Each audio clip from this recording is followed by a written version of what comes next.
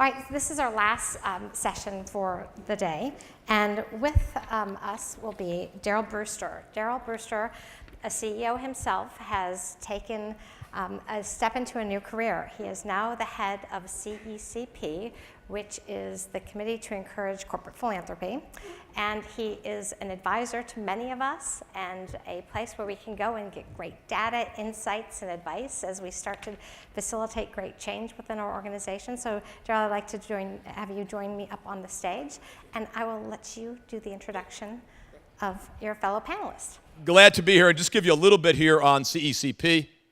As we talk about leadership from the boardroom, CECP was started by Paul Newman and several CEOs about 15 years ago with the belief that corporate America and really leading corporations around the world could truly be a force for good in society, could and should be a force in society. Today, we have some 200 participating companies, annual revenues approaching $8 trillion. So on a GDP basis, it would be U.S., China, CECP companies. So it's big companies in big scale around the globe. We find a lot of trends that we talk to business. 4 just quick trends that we're seeing that are really changing. One is consumers who care and it really matters to them the products they're buying. Nielsen just finished a study, 43% of consumers would pay a premium price for a product that they came from a company or a brand that really cared. We're also finding that investors are starting to see the benefit of socially responsible companies, both in terms of dollars being invested, as well as showing that value created as companies kind of do the right thing. As we say, would you rather invest in a responsible or an irresponsible company? Third is employees, and you guys have heard a lot about that now, but they really do care about the companies they work for, particularly millennials. And finally, a Edelman study on the government showing that 65% of citizens believe it will be business that solves the world's problems. Only 15% expect government to do so. So big factors that have changed here over the last number of years. We also do an annual corporate giving study. I will say that despite the slow economy, we are seeing companies contribute more. What we're kind of calling philanthropy or societal investment is going up. A lot of non-cash and employee investment is a major increase. And an increase in strategic focus, and we'll hear about that from Mike as well. We, in fact, I used to be in the cookie business. I guess we're making cookies there. The ingredients for successful innovation and a successful strategy in societal investment, 4 areas we see over and over again. By the way, these are the same I saw when I was a CEO and running a company, but it's about having a strategic connection to what the business is all about. It's about being innovative. You know, the answers may have not been here yet before. It's about partnering and collaborating with other folks. It is about measurement not for measurement's sake, but measuring so you can get better and improve. And absolutely critical, because this is an investment in the future, is CEO engagement. And with that in mind, I am delighted to introduce the CEO of DIRECTV, Mike White. Mike is a dynamic leader, grew up, went to Boston College in his early days. And then Johns Hopkins, degree in international relations, worked at Arthur Andersen, worked with Avon, in the consulting fields, and then spent a career as a CFO at Pepsi, and then ran businesses around the globe. In fact, I think we competed for a while. He ran Pepsi, Frito-Lay Europe when I was running Nabisco, and over the last few years has become the president, CEO, and chairman of the board of DIRECTV. And you'll see a real sense. Mike, let's give him a big round of applause.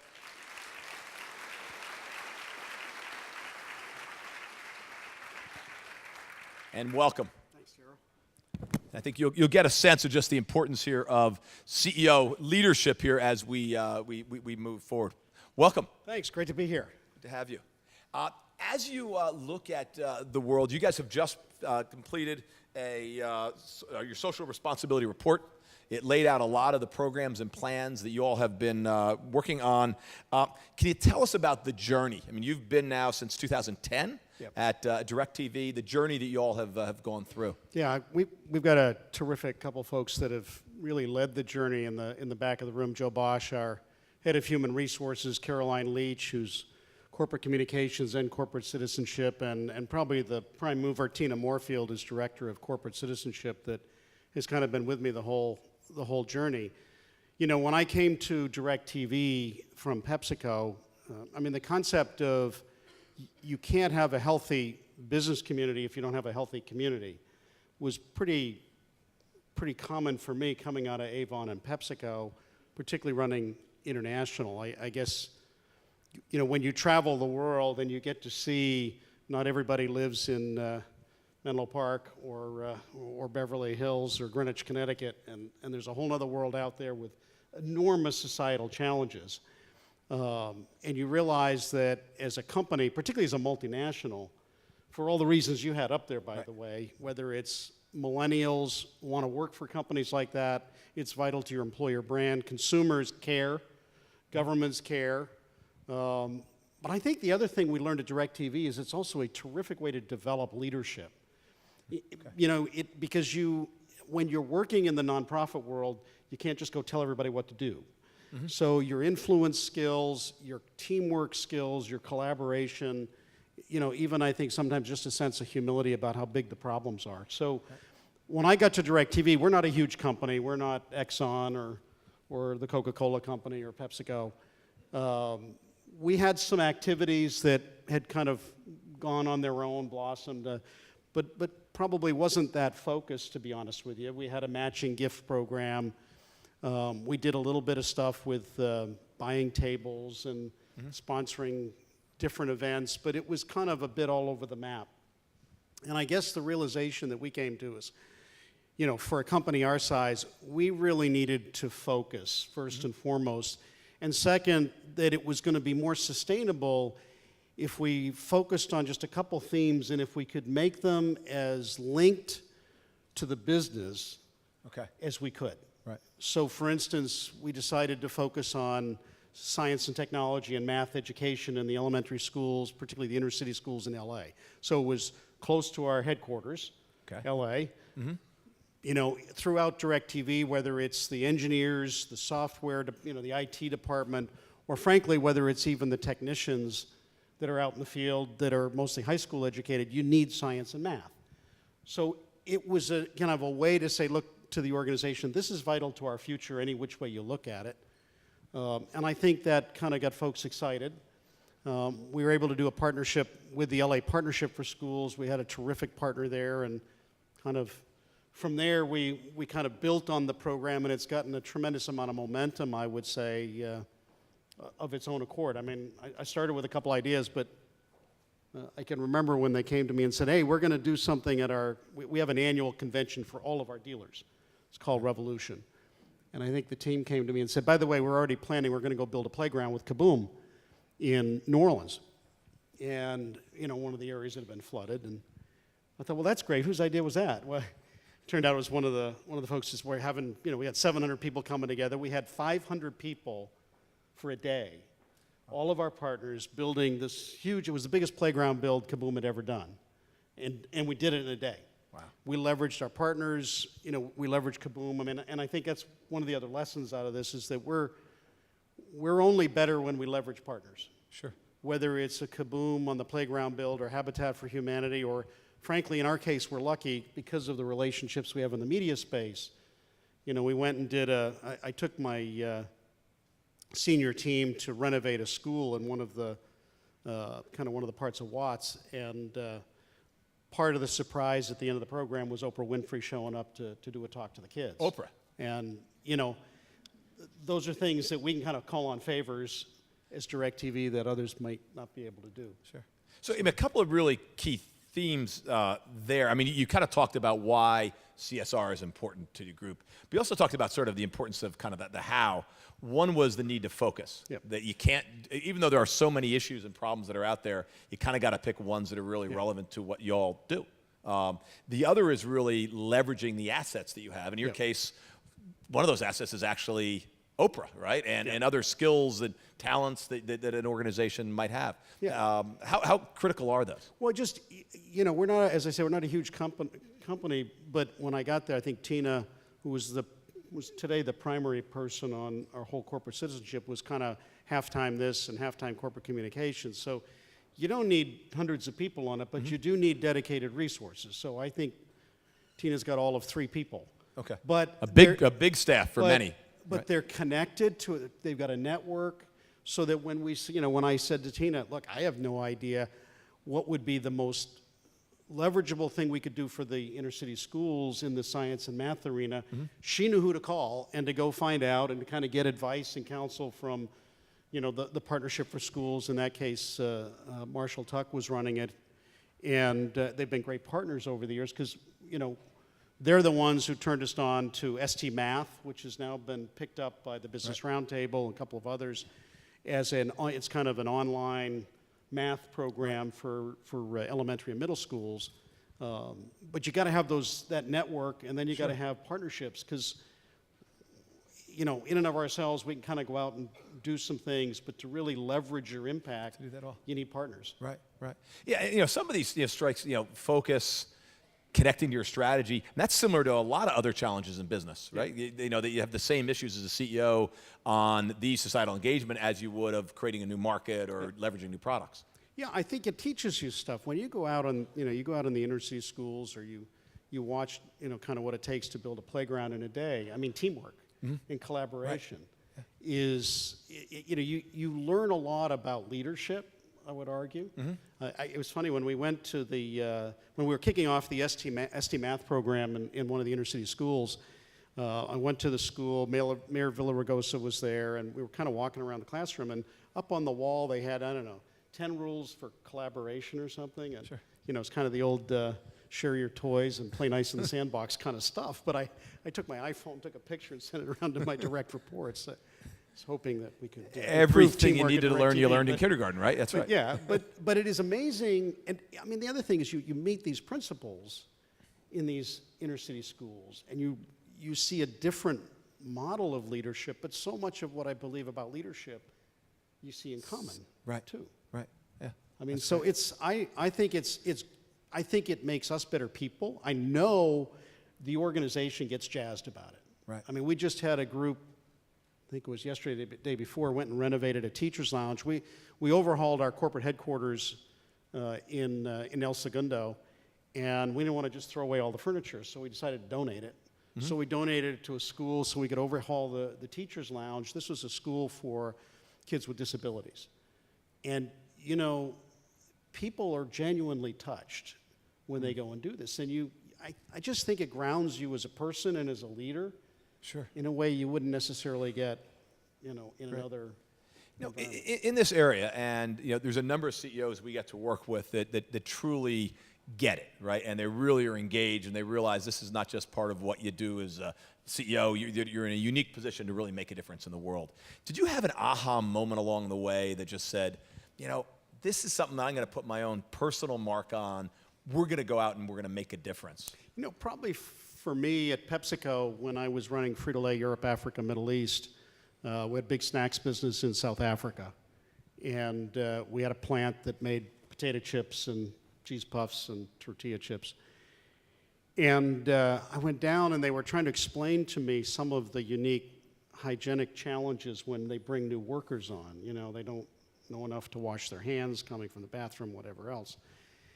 And they came to me and said, we want to hire 2 full-time nurses, and we want the okay to give out free condoms. Now, this was a decade ago, okay? And I'm like, the business is going to give out free condoms? I mean, how does... Well, then they took me through what's happening with AIDS in South Africa. So this was 2001. And all of a sudden you realize the kids are going to be orphans, and I mean, it had to do with your workforce. Right. So there was a direct connection, but you couldn't get people to get tested. But by hiring these 2 nurses who were, very, very good at finding ways to get folks to assure them it's going to be confidential and that it's in their interest to get tested. Because, you had the president of the country saying some kind of rather foolish things about AIDS back then in South Africa. But for me, it was like, I never would have thought of a business giving out free condoms and kind of advice and counsel on AIDS back then, but it was pretty clear. It was fundamental to the workforce needs of the business. And in that particular culture, it's a complicated subject. Sure. So I suppose it's kind of started there, and kind of when I got to DIRECTV, it was, let's do something. I mean, let's make a difference. Right. Let's do something more than just make a profit. And I think it was for all the reasons that you had up there, but it's been amazing to see our org health scores have never been higher. Okay. With the work that we're doing. We've grown the program year in and year out. It's got a life of its own. And, I think it's that balance that the professor was talking about where, we try and give them a little bit of framework on theming, but then give them a lot of room to kind of decide what each team wants to do. And, we did a renovation with the East LA Women's Center. This is the first Hispanic women's center for abused Hispanic women in East LA. Again, one of the reasons we do this stuff, the technicians we have are really, unlike me, are really handy around the house at a renovation. Plus, we can put in a new TV and a few other things. We went and did the job. And to be honest with you, most of the people that were doing the work were DIRECTV technicians who make $50,000 a year. They, I showed up, I worked for an hour, yeah. I mean, a bunch of the white-collar workers were there, but it was the technicians who took it over and made it their own. And I didn't know anything about it, and I don't know, a month later, someone said to me, did you know that the technicians went back for Thanksgiving and brought 50 turkeys because they were so touched by the work they did? Sure. So it gets a life of its own because, all of a sudden, people kind of feel they're part of a community, and it matters that they can make a difference. That's terrific. Now, as a CEO, and you've talked about some of what you've brought, but what are the real challenges that you face in terms of both rolling out a program like this, really kind of building it and sustaining it over time? Well, I think it's a dual challenge. One is some of the societal problems are really, really hard. They don't lend themselves to sound bites on either MSNBC or Fox or in Washington, D.C., and the solutions are really tough. And so, making sure that you're measuring stuff so you know whether you're making progress, that you're, second of all, that you don't get fragmented trying to do too many things, because in some ways people get excited about it and they want to do more, and that's good. But, I don't have any problem getting new ideas out of Tina or the other, kind of, even as I said, the field is off on their own. This thing's got it's got its own life. Right. But keeping it focused, I think, because you want to make a difference. And so we've tried to say, let's make sure we're continuing to invest in science and math, elementary, middle schools. Let's get LA right. We've started to branch out now into Denver, where we have a big office. New York is kind of we have another office in New York. We've had to do it a little differently there because the metropolitan area is so huge.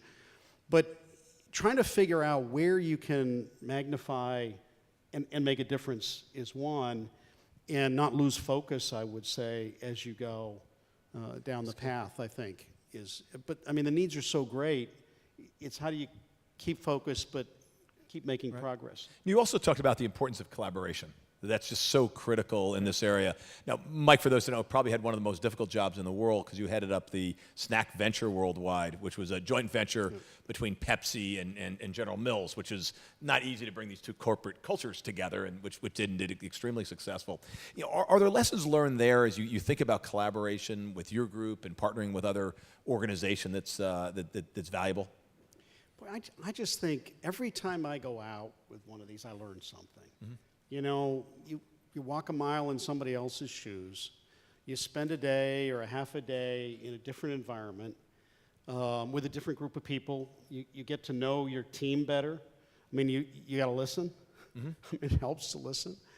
I think you build bonds and relationships that you wouldn't otherwise get in the workforce when you show up 9 to 5, whatever, and go home. But, I think it's, look, I think it starts, you've got a common mission, which is we're either going to renovate this school today, or we're building a playground, or, a bunch of us went and worked in a food kitchen in Vegas because we had too many people sign up for the playground build. So we kind of had to divide it up. But, you learn something, you kind of realize how lucky you are, and with the education you've got and with the opportunities you have. And I think it's humbling, and I think it just makes you a better leader because you're more grounded.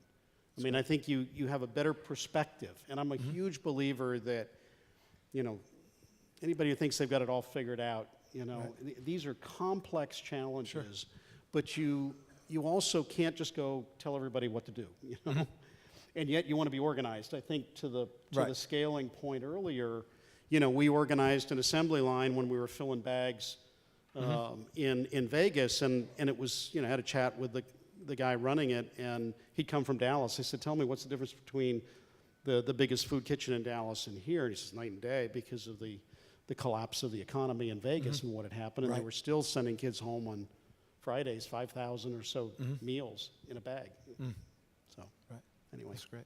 The one comment you had made earlier is about measures and metrics, and it's an area that's talked a lot about in the social space, and measures, and particularly as people get involved with corporate activities. What's your philosophy on that? Well, I think if you want to get something done, you got to measure it.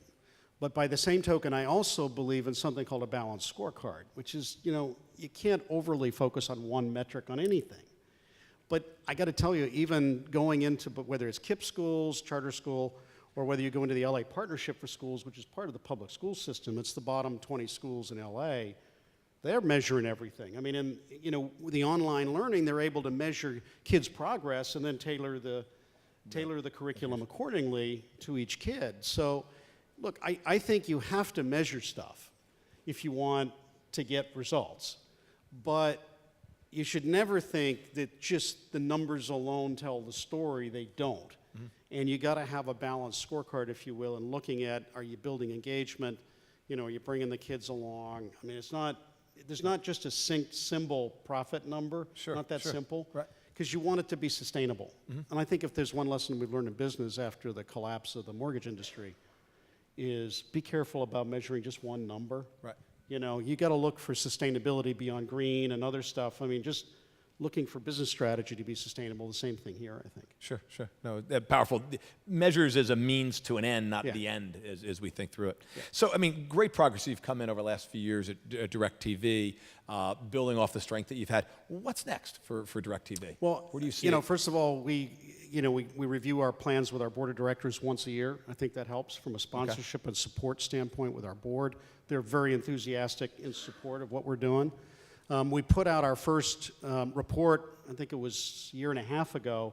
Didn't do it publicly because we wanted to walk before we run. Sure. But our newest one will be out in another week, and it will be public.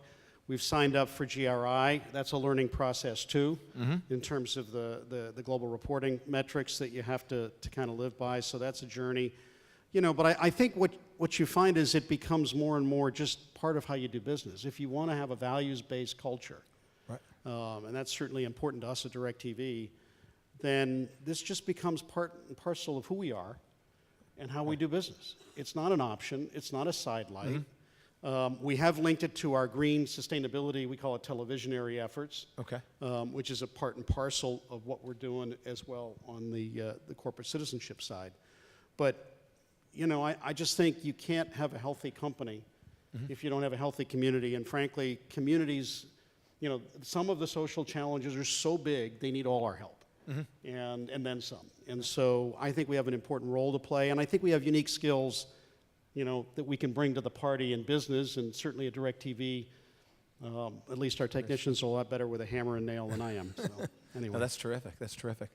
Any other comments you'd like to kind of share for the group here?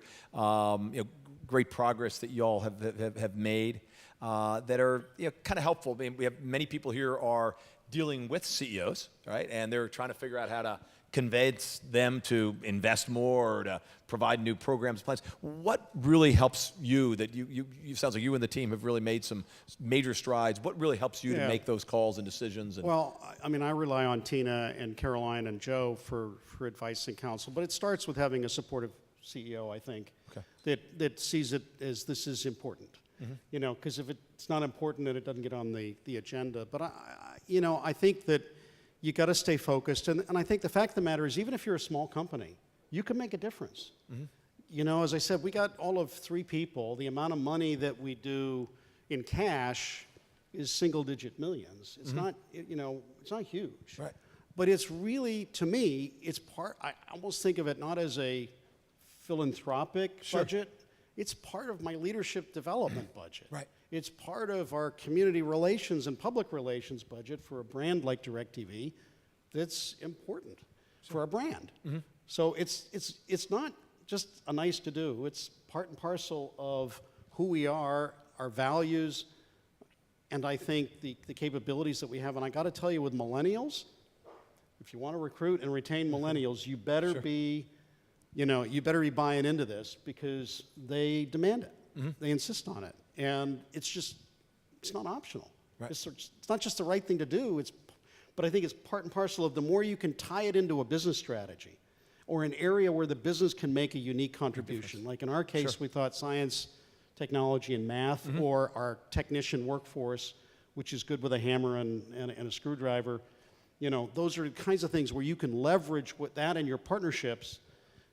It becomes really part and parcel of your business and your business strategy, not some hobby. Right. Yeah. And I think we're seeing that across CECP, many of our companies, we're beyond philanthropy. Philanthropy is nice, it's good stuff, but this is beyond that. This is part of a business strategy where companies are being, as Paul Newman said, truly a force for good in society. Well, this is terrific. We appreciate your thoughts and Thanks, comments, and appreciate it. Nice to be flying with you. on up here to share those with us. Thanks very much, you. guys. Very good. Good stuff. That was great.